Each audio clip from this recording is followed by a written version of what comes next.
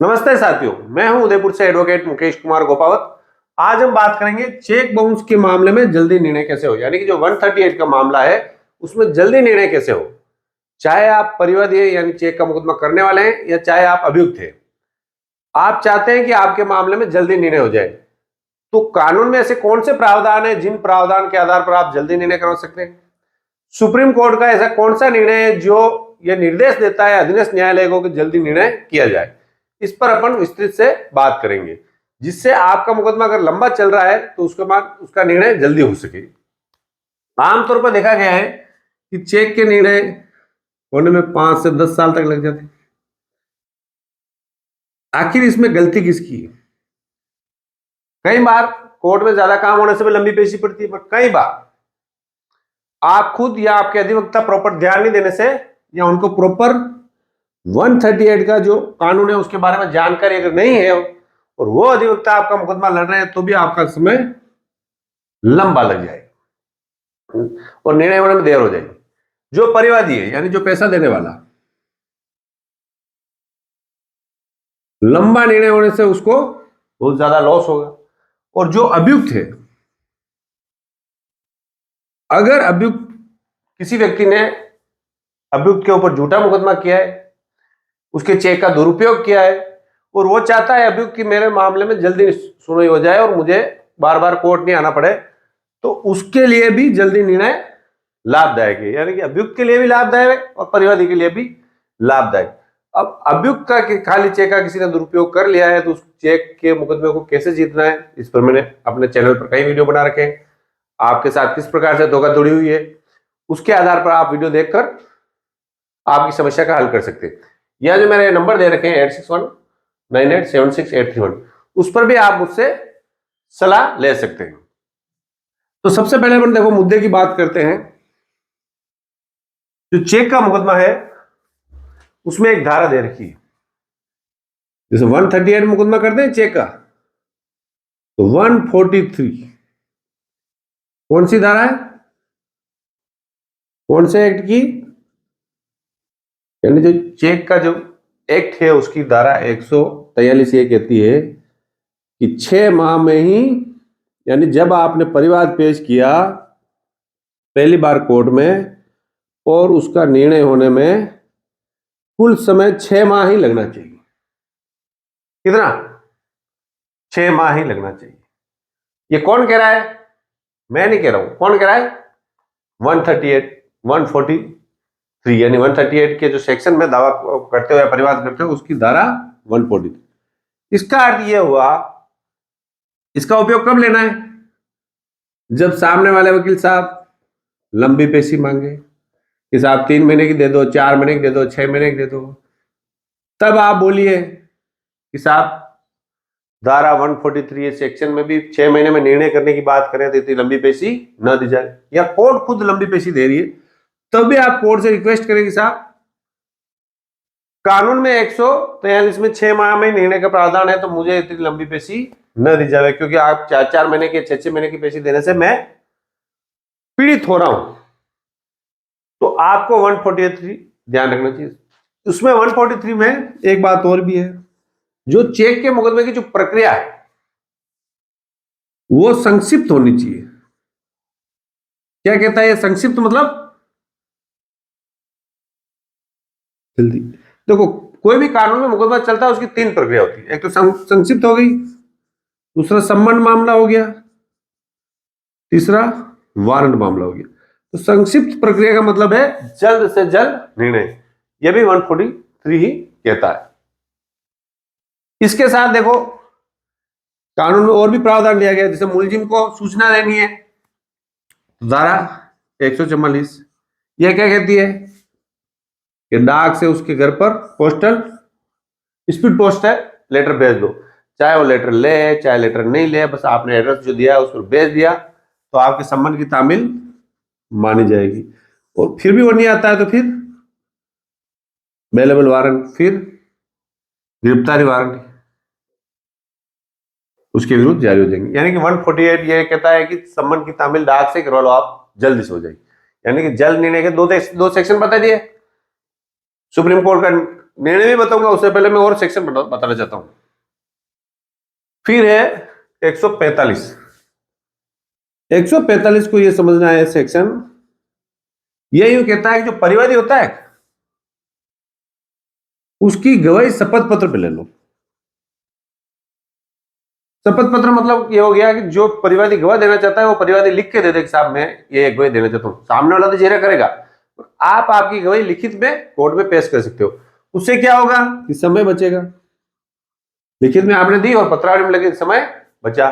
ये भी 145 भी समय बचाने के लिए ही किया गया है। साथ में ही एक धारा और 100 ये यूं कहता है कि जो बैंक ने आपका चेक की जो रिटर्न किया है उसकी जो पर्ची दी है वो पर्ची अपने आप में पर्याप्त सबूत है। यानी बैंक में पैसा नहीं होने के कारण रिटर्न में चेक रिटर्न हो गया है, या सिग्नेचर नहीं मिलने के कारण हो गया है, या उसने अकाउंट बंद करा दिया है, कुछ भी, जो पर्ची बैंक ने दी है रिटर्न मेमो उसे बोलते हैं, वो पर्याप्त सबूत है कि आपका चेक बाउंस हुआ है। यानी कि उस बैंक वाले को लाने की और किसी गवाह को कराने की जरूरत नहीं। ऐसा क्यों किया देखो 43, 44, 45, 46 में, ताकि मामला जल्द से जल्द निपटाया जा सके। अब अपन बात करेंगे कि देखो विभिन्न हाई कोर्ट के कई सारे निर्णय, तो अपन हाई कोर्ट, माननीय हाई कोर्ट के निर्णय को नहीं ध्यान कर सीधा सुप्रीम कोर्ट के निर्णय के बारे में बात करेंगे कि माननीय सुप्रीम कोर्ट ने Indian bank versus union of India all India reporter 2014 में सुप्रीम कोर्ट का निर्णय है, पेज नंबर 25-28 इस बुक पे। इसमें यह कहा है कि 6 माह में ही निर्णय कर देना चाहिए अधीनस्थ न्यायालय।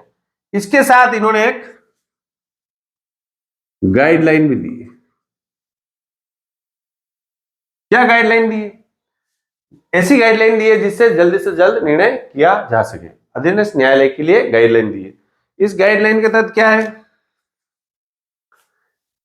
कि देखो जब भी आपने कोर्ट में मुकदमा पेश किया, परिवाद पेश किया, उसको परिवाद बोलते हैं, तो गाइडलाइन की पहली बात यह कहती है परिवाद आते ही आप परिवाद की उसी दिन जांच कर लें, दस्तावेज देख लें और अभियुक्त के नाम पर सम्मन जारी कर दे, यानी उसको सूचित कर दे। गाइडलाइन की पहली बात।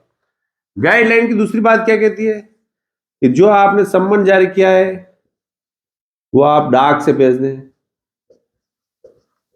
यानी कि डाक से भेजने का मतलब क्या हुआ, कोर्ट के कर्मचारी को जाने की या समय ज्यादा देने की जरूरत नहीं, स्पीड पोस्ट की और रसीद ही सम्मन की सूचना मानी जाएगी।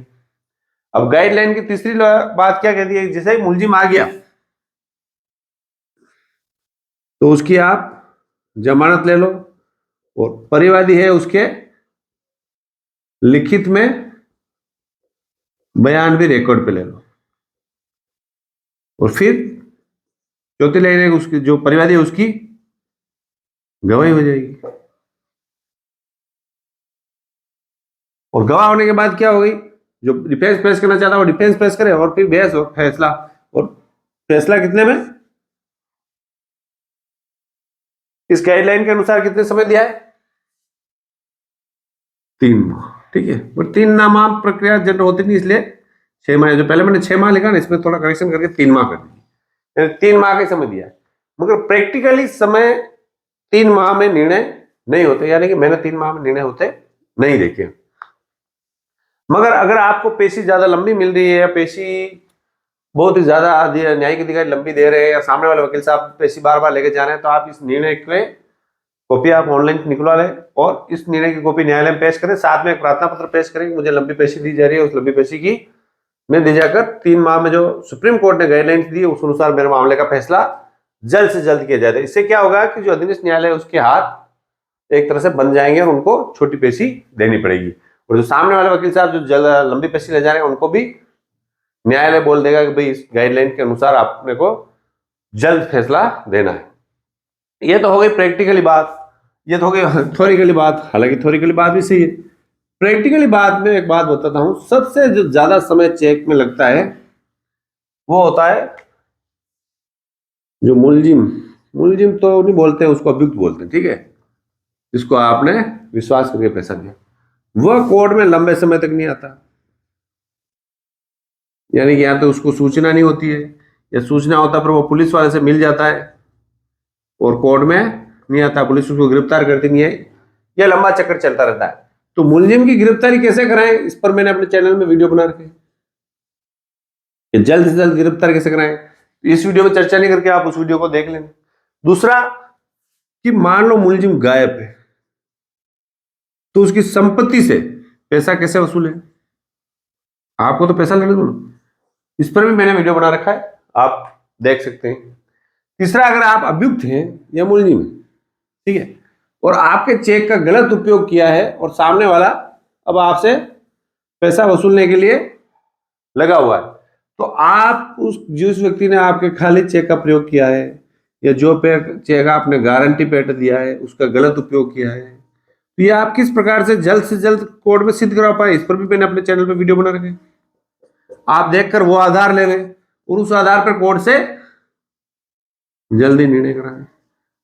उससे क्या होगा, निर्णय आपके पक्ष में आने के चांस बहुत ही ज्यादा है।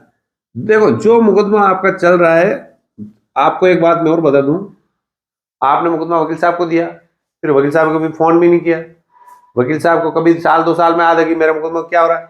इस प्रकार से आपका ना तो चेक का मुकदमा लड़ा जाएगा, ना आप जीत पाते हो। आपको अपना मुकदमा वकील साहब के साथ रहकर लड़ना है। हर पैसे पे आपको कोर्ट जाना चाहिए और कोर्ट में हर पैसे पे क्या हुआ ये आपको पता होना चाहिए, और पैसे अगली पैसे दी गई तो क्यों दी गई, उसके पीछे क्या कारण है, जज साहब ने आगे क्यों आगे की तारीख दी, वो लिखेंगे ऑर्डर शीट में। आप उस ऑर्डर शीट को निकलवा के पढ़िए कि भाई पिछले पैसे पे क्या काम हुआ, इस पैसे पे क्या काम हुआ, या एक ही काम लंबे समय से नहीं हो रहा है तो आप जज साहब को एप्लीकेशन लिखकर निवेदन कीजिए, साहब 10 पैसों से ऐसी स्टेज पे चल रही है, उसको आगे बढ़ी जाए, तो वो आगे बढ़ाएंगे। तो इस प्रकार अगर आप आपके चेक के मुकदमे में पीछे लगे रहेंगे और आप चाहेंगे कि जल्द से जल्द निर्णय हो और आपके पक्ष में निर्णय हो, अगर आप सही हैं तो निश्चित रूप से न्यायालय भी आपकी मदद करेगा और आपका निर्णय जल्द से जल्द हो जाएगा। तो मैं हूं उदयपुर से एडवोकेट मुकेश कुमार गौड़। वीडियो पसंद आए तो लाइक करें। Thank you.